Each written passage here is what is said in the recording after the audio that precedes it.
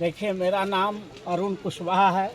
मैं Patna high court और supreme court of India का एडवोकेट भी हूं और आज 215 कुर्था विधानसभा क्षेत्र से हमने नामांकन दाखिल किया है।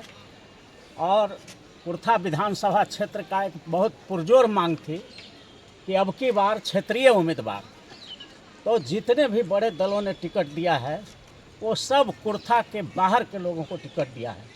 कुर्था को लोगों ने चारागाह बना दिया था और इस वजह से जनता की डिमांड पर कुर्था क्षेत्र के जो लगभग 3 लाख मतदाता हैं, उन लोगों ने, हम 1 महीना रथ घुमाए थे पूरे गांव-गांव में, तो लोगों ने सब जगह कहा कि वकील साहब, महात्मा गांधी भी देश के लिए वकालत छोड़ कर के आए थे, डॉक्टर अंबेडकर भी देश के लिए वकालत छोड़कर आए थे, सरदार वल्लभ भाई पटेल भी देश के लिए वकालत छोड़कर आए थे, महात्मा गांधी, जवाहरलाल नेहरू भी वकालत छोड़कर देश के लिए आए थे, सेवा के लिए आए थे, और डॉक्टर राजेंद्र प्रसाद जैसे लोग भी वकालत छोड़ करके देश सेवा में आए थे।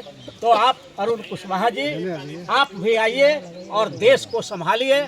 और उसी जनता के डिमांड पर हम लोगों ने यहाँ से आज कुर्था विधानसभा क्षेत्र से नामांकन किया है। और कुर्था की जनता को जो देख रहे थे कि साल भर से बेचैनी थी कि सब सारा जो बड़े बड़े दल हैं वो सब के सब टिकट दे देते हैं बाहरी लोगों को। कुर्था विधानसभा क्षेत्र का रहने वाला एक भी आदमी को पिछले 25 बरस से टिकट नहीं मिला है। तो आज उस बेचैनी को दूर करने के लिए मैं अरुण कुशवाहा, सीलिंग फैन छाप मेरा पंखा छाप है, राष्ट्रीय लोक समता पार्टी से हमने नामांकन किया है।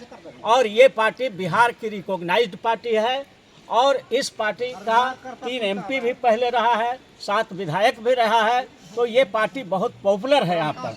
बीच में थोड़ा गड़बड़ा गया था, लेकिन अब हम लोगों ने राष्ट्रीय लोक समता पार्टी को फिर से जहाँ कहीं भी जनता के डिमांड के अनुसार उम्मीदवार दे रहे हैं। इसलिए हम कुर्था विधानसभा क्षेत्र की जनता से अपील करते हैं कि आप लोगों ने जिस तरह से हमें कहा था कि आप गांधी की तरह, अंबेडकर की तरह, सरदार पटेल की तरह, राजेंद्र प्रसाद की तरह और जवाहरलाल नेहरू की तरह वकालत को छोड़कर भी आप आइए और देश की सेवा में थोड़ा सा हाथ बटाइए, क्योंकि आज की राजनीति जनहित से बहुत दूर जा चुका है, स्वार्थ की राजनीति हो गया है। और इसीलिए मैं कुर्था विधानसभा क्षेत्र से नामांकन आज किया हूँ। ये नामांकन का रसीद है हम लोगों के सामने। और राष्ट्रीय लोक समता पार्टी का मैं उम्मीदवार हूँ, सीलिंग फैन है। लोगों से अपील है कि लाखों लाख की तादाद में वोट देकर के सीलिंग फैन पर इस बार कुर्था की जनता की आवाज़ को पूरा करें। मान लीजिए कि कुर्था विधानसभा की जनता ने आपको विधानसभा में भेज दिया, आपको विधायक के रूप में आपको चुन लिया। आप 5 ऐसे कार्य बताइए जो कुर्था विधानसभा के विकास के लिए हो। देखिए, सबसे पहला काम जो है, जिस मुद्दा को तेजस्वी यादव ने चुराया है, हम जब 2 महीना पहले घूम रहे थे तो एक पंपलेट बंटवाए थे पूरे कुर्था विधानसभा क्षेत्र के हर गांव में, जिसमें पहला मेरा वो थीम था, मेरा विजन था कि प्रत्येक परिवार के कम से कम एक सदस्य को सरकारी नौकरी की गारंटी का हम विधानसभा से कानून बनवाएंगे। और उसको हम लोगों ने लिखा था फैमिली सर्वाइवल जॉब एक्ट, उसका नाम होगा। परिवार को सर्वाइव करने के लिए, जीने के लिए हर परिवार में कम से कम एक व्यक्ति को सरकारी नौकरी की गारंटी का हम कानून बनवाएंगे। ये पहला मेरा काम होगा। दूसरा काम हमारा है कि ये जो जितने भी कृषि योग्य ज़मीन है, तो हर 200 बीघे ज़मीन पर हम लोग एक पक्का तालाब बनवाएंगे कि बरसात का पानी अगर उसमें भर जाए तो सालों भर सिंचाई हो उस ज़मीन का।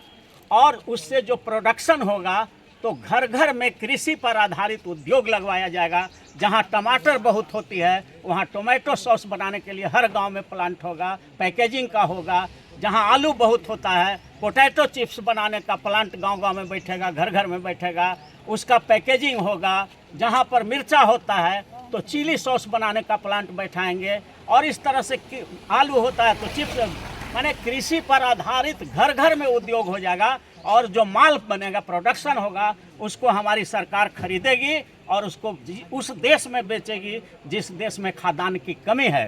तो विदेशी मुद्रा भी हमारे यहाँ बहुत आने लगेगा। और जैसे ही पूरे दुनिया से हमारे पास मुद्रा आने लगेगा, दुनिया के मुद्रा आने लगेंगे, तो आज जो डॉलर का कीमत 86 रुपया हो गया है, 86 रुपया को खा जाता है $1, तो अगर हम विदेशी पैसा को लाने लगेंगे कृषि उत्पाद बढ़ा करके तो डॉलर और रुपया का दाम बराबर हो जाएगा। ये मेरा दूसरा काम है।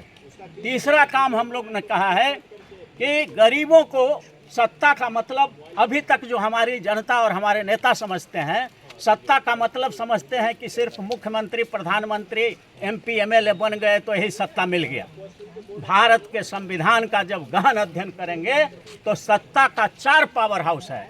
उसमें एक है विधायिका, दूसरा है न्यायपालिका, तीसरा है कार्यपालिका और चौथा है आप लोग नेशनल मीडिया और सोशल मीडिया। चूँकि चारों पावर हाउस मिल करके जनता का काम करते हैं, लेकिन भारत का और बिहार का जितना नेता है वो ये चारों पावर हाउस में हिस्सेदारी की लड़ाई नहीं लड़ता है।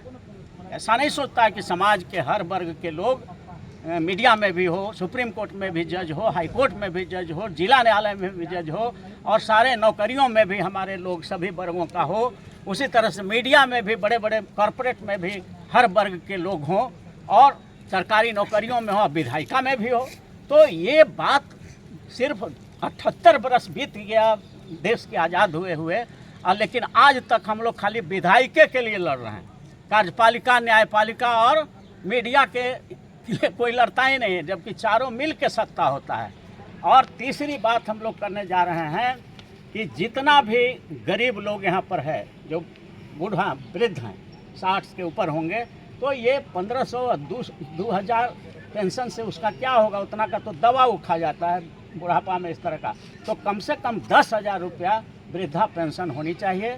और जितने भी हमारे बेरोजगार हैं, हम लोगों ने अभी देखा है कि जितने भी बेरोजगार लोग पड़े हुए हैं, जो ग्रेजुएट करके, मैट्रिक, इंटर करके बैठे हुए हैं, तो या तो उनको कहीं ना कहीं सेल्फ एम्प्लॉयमेंट की व्यवस्था किया जाए और नहीं तो कम से कम हर परिवार में एक सदस्य को सरकारी नौकरी दे दें, ताकि उस परिवार का रोटी, कपड़ा, वस्त्र, आवास, स्वास्थ्य और शिक्षा मिल सके। ये सब हमारा प्लानिंग है। ठीक है।